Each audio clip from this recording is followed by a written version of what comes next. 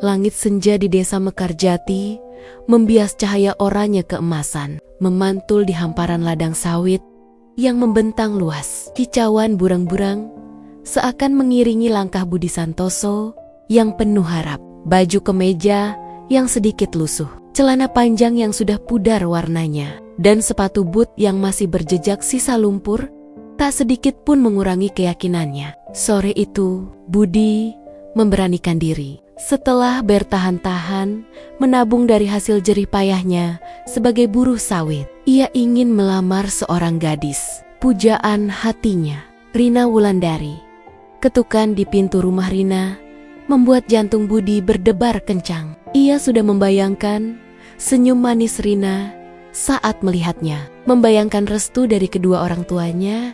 Namun, bayangan indah itu segera pudar saat pintu terbuka. Di ambang pintu, berdirilah Rina. Wajahnya yang cantik kini terbingkai ekspresi terkejut dan sedikit mencemooh. Ia melirik pakaian Budi, lalu pandangannya jatuh ke tangan Budi yang menggenggam sebuah kotak cincin sederhana. "Ada apa, Budi?" tanya Rina. Nadanya terdengar dingin. "Rina, aku datang untuk melamarmu," jawab Budi. Suaranya bergetar menahan gugup. "Mungkin aku bukan siapa-siapa, tapi aku berjanji akan menjagamu dan membahagiakanmu seumur hidupku." Alih-alih menyambut dengan senyum, Rina malah tertawa hambar. "Lamaran?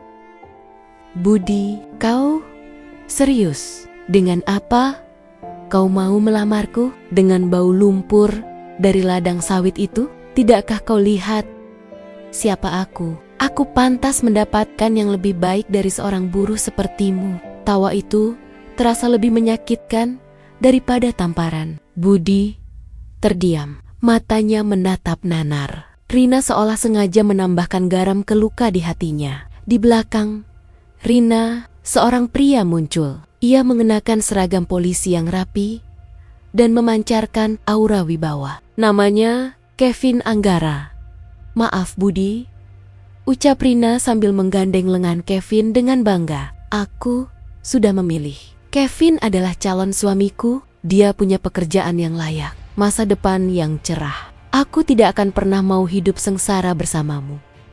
Budi hanya bisa menelan ludah. Hatinya hancur berkeping-keping. Hinaan Rina menusuk hingga ke relung jiwanya. Ia tidak bisa berkata apa-apa. Dengan langkah gontai, ia membalikkan badan, meninggalkan rumah itu, meninggalkan semua harapan yang telah ia bangun. Air matanya tak terbendung, mengalir, membasahi pipinya. Ia pulang dengan hati yang remuk redam, menatap bayangan dirinya yang berantakan di genangan air di jalan. Malam itu, di dalam gubuk sederhananya, Budi hanya bisa bersujud. Ia membiarkan air mata membasahi sajadah, memohon kekuatan kepada Tuhan. "Jika dia memang bukan jodohku, kuatkanlah hatiku ya Allah. Aku tidak akan membencinya, meskipun ia menghinaku sedalam ini." Di tengah kegelapan, ia menemukan setitik cahaya. Ia percaya cinta sejati takkan pernah bisa dipaksa, dan Allah punya rencana yang jauh lebih baik. Beberapa hari setelah lamaran yang ditolak itu, kehidupan di desa Mekarjati kembali normal, setidaknya di permukaan.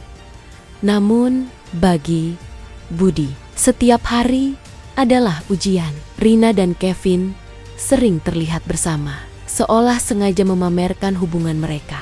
Rina tak henti-hentinya menghina Budi, terutama di depan umum. Suatu sore, saat Budi berjalan pulang dari ladang, tubuhnya lelah dan pakaiannya penuh dengan lumpur sawit. Dari jauh, ia mendengar suara tawa Rina yang melengking. "Lihat, Kevin, ada si buruh sawit lewat. Apa kau bayangkan? Jika aku menikah dengannya, aku pasti akan hidup dengan bau keringat dan lumpur seumur hidup. Untung aku memilihmu." Kevin hanya tersenyum tipis. Matanya mengawasi Budi dengan tatapan yang sulit diartikan. Ia tidak ikut tertawa, tetapi tidak juga membela Budi. Sikapnya yang netral membuat Budi semakin bingung. Budi hanya menunduk, berjalan cepat, berusaha menghindari tatapan mencemooh dari Rina dan warga lain yang ikut menyaksikan. Di balik semua kesombongan itu, ada rahasia yang tidak diketahui siapapun. Kevin Anggara, yang dikenal sebagai polisi muda dari kota, sebenarnya sedang menjalankan misi rahasia. Ia menyamar bukan untuk mencari cinta, melainkan untuk membongkar sindikat penipuan arisan yang merugikan puluhan ibu-ibu di desa. Ia curiga Rina Wulandari yang aktif di arisan memiliki peran penting dalam jaringan tersebut. Kevin mendekati Rina bukan karena ketertarikan, melainkan karena ia melihat Rina adalah pintu masuk ke dalam lingkaran penipu. Dengan dekatnya ia dengan Rina, ia bisa mengumpulkan informasi dan bukti secara diam-diam. Ia membiarkan Rina menggunakan namanya sebagai tameng dan membiarkannya bersikap sombong demi mendapatkan kepercayaan dari Rina dan kawanannya. Kevin sering melihat bagaimana Rina memperlakukan Budi. Ia menyaksikan ketulusan Budi yang terus-menerus disakiti. Ia juga melihat bagaimana Budi tidak pernah membalas hinaan itu. Sebaliknya, Budi memilih untuk menunduk dan berdoa. Kevin merasa iba, tetapi ia harus menjalankan tugasnya. Ia tahu di balik kesombongan Rina ada sebuah kejahatan besar yang harus ia ungkap. Bisik-bisik warga tentang arisan yang mandek mulai terdengar. Para ibu-ibu mulai gelisah. Uang arisan yang seharusnya mereka terima tidak kunjung jelas. Mereka mulai bertanya-tanya, dan nama Rina sering disebat-sebat sebagai salah satu pengurus. Kecurigaan para ibu-ibu terhadap arisan semakin kuat. Mereka yang seharusnya menerima uang arisan pada bulan itu belum juga mendapatkannya. Salah satu dari mereka, Ibu Siti, memberanikan diri mendatangi rumah Rina. Rina, maaf mengganggu soal arisan. Uangnya kapan dibagikan? Tanya Ibu Siti dengan hati-hati. Rina, yang sedang santai di teras rumahnya, menjawab dengan nada tinggi. Kenapa? Bu, Ibu tidak percaya pada saya? Saya pengurus arisan, dan saya punya calon suami polisi. Mana mungkin saya menipu? Uangnya sedang dikelola, nanti juga dibagikan. Tapi ini sudah lewat 1 minggu dari jadwal. Timpal Ibu Siti, mulai merasa tidak enak. Ya, sabar saja, jangan banyak tanya. Urusan ini biar saya yang atur, bentak Rina, merasa terganggu. Ia kemudian masuk ke dalam rumah, meninggalkan Ibu Siti dengan perasaan kecewa dan curiga. Di sisi lain, Kevin terus mengumpulkan bukti. Ia menyadari bahwa Rina tidak hanya terlibat, tetapi juga menjadi salah satu pemain kunci. Ia merekam setiap percakapan Rina dengan komplotannya, memotret setiap dokumen yang menunjukkan aliran dana, dan mencatat setiap nama yang terlibat. Ia juga menyadari bahwa Rina menggunakan uang arisan untuk membeli barang-barang mewah dan berfoya-foya. Suatu malam, Kevin mengikuti Rina ke sebuah rumah besar di ujung desa. Di sana berkumpul beberapa orang yang juga menjadi pengurus arisan. Kevin menyembunyikan diri di balik semak-semak, merekam semua pembicaraan mereka. Dari percakapan itu, ia mendapatkan bukti bahwa mereka telah menipu semua ibu-ibu di desa Mekarjati. Mereka berencana untuk membawa kabur semua uang arisan itu pada akhir bulan. Kevin merasa tugasnya semakin berat. Ia harus bertindak cepat. Ia melihat di balik wajah manis dan senyum memikat Rina, ada hati yang gelap dan penuh keserakahan. Hati yang tega menipu orang-orang yang seharusnya ia layani. Ia juga teringat akan Budi, yang hatinya begitu tulus, yang begitu sabar meski terus dihina. 7 hari setelah Budi dihina, malam tiba dengan ketenangan yang menipu. Sekitar pukul 10 malam, sebuah operasi gabungan polisi dimulai. Kevin yang kini sudah mengenakan seragam lengkapnya memimpin timnya. Mereka mengepung rumah besar di ujung desa, tempat para penipu sedang mengadakan pertemuan rahasia. Suara dobrakan pintu yang keras mengejutkan semua orang di dalam. Lampu-lampu dimatikan dan teriakan panik terdengar di mana-mana.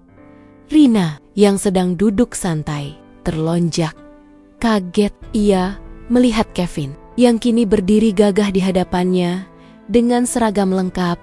"Kevin, kenapa kau?" tanya Rina. Suaranya bergetar. "Saya di sini bukan sebagai Kevin calon suamimu, Rina, tapi sebagai polisi yang sedang menjalankan tugas. Saya menangkapmu atas kasus penggelapan uang arisan. Semua bukti sudah lengkap." Mata Rina membelalak, tidak percaya. Tangannya gemetar saat tim polisi memasang borgol di pergelangan tangannya. Ia mencoba berteriak, meminta bantuan, tetapi tak ada yang mendengarkan. Semua komplotannya juga ditangkap. Teriakan itu membuat warga sekitar berdatangan. Mereka terkejut melihat Rina, wanita yang selalu membanggakan calon suaminya, kini digiring keluar dengan tangan terborgol. Beberapa ibu-ibu menangis, merasa lega karena uang mereka akan kembali. Namun juga merasa sedih karena pengkhianatan itu datang dari orang yang mereka percaya. Budi yang sedang berjaga di pos ronda mendengar keributan itu. Ia berjalan mendekat dan melihat pemandangan itu. Hatinya perih. Ia tidak merasa senang. Ia hanya merasa iba. Ia teringat saat ia mencintai Rina dengan tulus. Saat ia berharap bisa bersamanya. Ia tidak pernah menginginkan kehancuran Rina, apalagi kehancuran yang seperti ini. Esok harinya, Desa Mekarjati gempar. Berita tentang penangkapan Rina dan komplotannya menyebar dengan cepat. Warga berbondong-bondong datang ke rumah Budi, tidak untuk menghina, melainkan untuk meminta maaf. Mereka mengakui kesalahan mereka karena telah meremehkan Budi dan tertipu oleh penampilan luar. "Maafkan kami, Budi. Kami salah. Kami terlalu cepat menilai," ucap salah satu warga. Suaranya penuh penyesalan. Budi tersenyum. "Tidak apa-apa, Bu. Saya tidak pernah menyimpan dendam. Mungkin ini sudah takdir." Tak lama kemudian, Kevin datang. Ia juga datang untuk meminta maaf dan berterima kasih. "Budi, saya harus berterima kasih padamu. Kesabaranmu yang luar biasa membuat penyamaran saya berjalan lancar." Rina terlalu fokus untuk menghinamu, sehingga ia tidak sadar sedang diawasi. Dia terlalu sombong hingga tidak melihat kebenaran. Budi hanya mengangguk. Ia tidak peduli dengan pengakuan itu. Ia hanya bersyukur bahwa kebenaran akhirnya terungkap dan uang para ibu-ibu bisa kembali di balik jeruji besi. Rina menyesali semua perbuatannya. Ia teringat betapa tulusnya Budi. Ia mengingat wajah Budi yang sedih saat lamarannya ditolak. Ia sadar lelaki yang paling tulus mencintainya justru yang ia hina. Sementara lelaki yang ia banggakan hanya datang untuk membawanya ke dalam kehancuran. Kisah Budi menjadi pelajaran bagi seluruh desa Mekarjati. Mereka belajar bahwa kesederhanaan dan ketulusan jauh lebih berharga daripada kekayaan dan kesombongan. Bahwa karma itu ada dan setiap perbuatan pasti akan mendapatkan balasannya. Budi Santoso tetap menjadi buruh sawit. Hidupnya tetap sederhana. Namun ia kini dihormati. Tidak karena hartanya, melainkan karena keikhlasan dan kesabaran hatinya. Ia adalah contoh nyata bahwa kebaikan akan selalu menang, bahkan di tengah badai terberat sekalipun.